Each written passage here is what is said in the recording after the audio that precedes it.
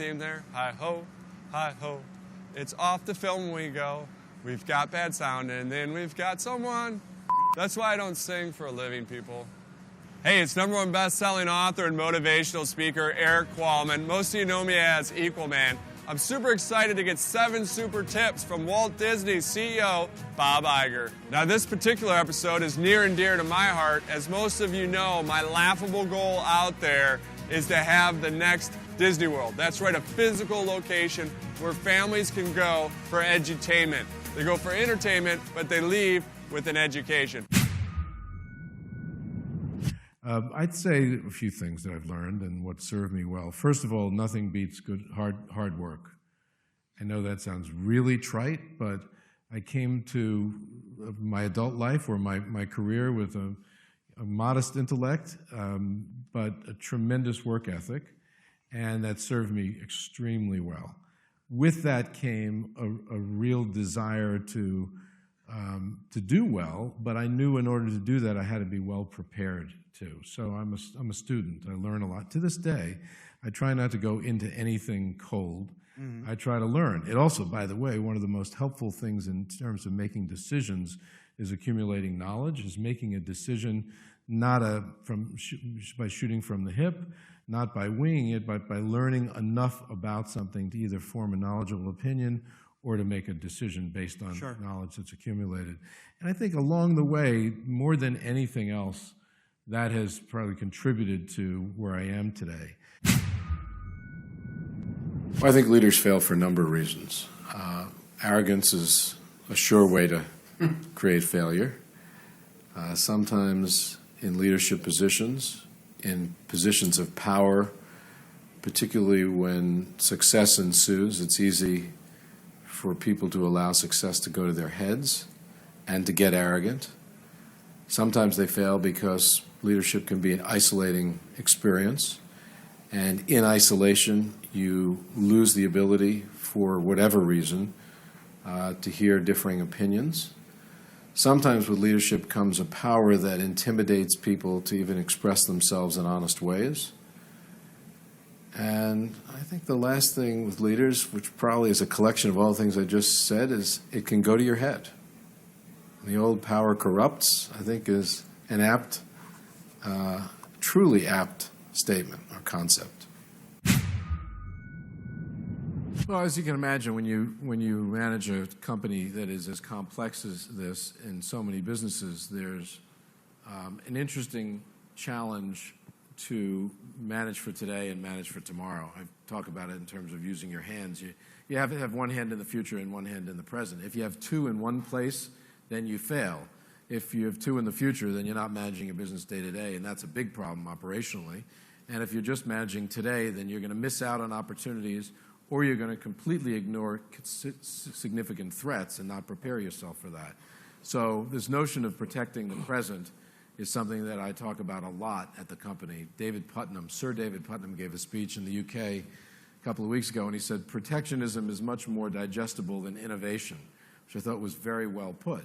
So as the CEO of the company, I feel that it is my role to make sure everybody's got a hand in the future and a hand in the present, and that we are mindful of the value the present is delivering, but not so overly protective of it that we're ignoring a world that is changing right before our eyes. First of all, there's a Japanese word, which he didn't teach me, I discovered in a documentary about a sushi chef in Tokyo called shokunin, which is the relentless pursuit of perfection. I've never worked with anyone or seen anyone up close that embodied that than Steve Jobs. He believed that perfection, mostly in the product that they created, had incredible value, and that was a core value to Apple, as a for instance. He had talked about guts and the ability to take chances. Phenomenal. Yeah. Phenomenal. And the perseverance often required, particularly in the face of tremendous pessimism. Yeah. He was quite something there. He also had an incredible designer's eye. And I've worked with people before who have taste, but he could hone in on the most minute detail. and understand that even the smallest detail, if well done, contributes a tremendous amount of value to the whole. To the whole thing. You can make decisions on people pretty quickly in terms of whether they're someone you want to hire or not. Right. But in terms of whether they have absolute leadership capabilities, the only thing you really know immediately is whether they look the part, whatever that means. Right. And people have different definitions of, Right. of what that means. But I think you need time to really see someone and get to know them better to determine whether they're a leader. See them in action, see them interacting with people, listening to whether they're open-minded, how passionate they are, whether they have the ability to take risks. The quote you threw back at me earlier. I think there are a lot of things you have to see before you can actually stamp leader on a person's forehead. Disney, having been founded in 1923 by Walt Disney, still had an abnormal adherence to its legacy, to its heritage, to its past. It was a religion. And what was clear to me is that if that adherence or the reverence that people had within the company for that heritage continued, it would get in the way of innovation. We would not be able to adapt quick enough. We would not be able to look at change with an open mind and an ability to seize the opportunity as opposed to just looking at as threat. And so I started articulating in the succession process the need to balance heritage with innovation. And what I ultimately concluded was that we need to respect our past because there are a lot of qualities about the past, the brand attributes, what Disney stood for, a number of other things, attention to quality, and that had value and that should be basically carried forward into the future. But let's not revere it, because if we revere something, then we might as well just put it in a glass case and in a museum and let people look at it and say, wow, look at that. And there's a big difference. But there were a lot of folks in the company that were more on the reverential side than the respect side. And I had to really attack that. In some cases, it meant changing out personnel. In some cases, it meant taking some big, bold decisions that felt anti-brand to some people that, in my opinion, weren't at all. It was more about being pro-present and future than it was about anything that would be against the past or the brand.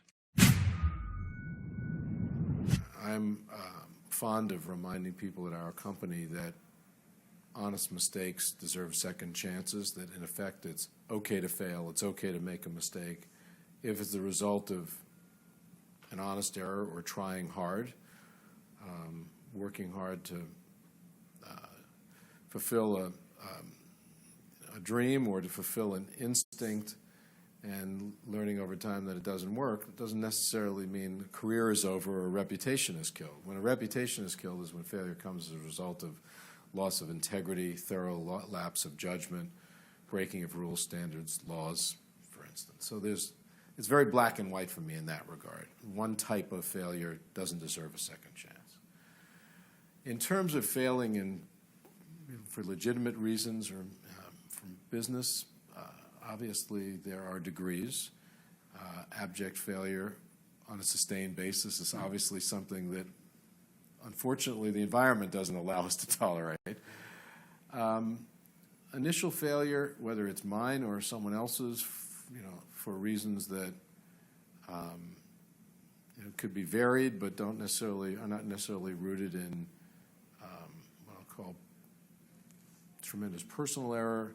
I think it's important to give people an opportunity to learn from that and to give them a chance to try again in some other form.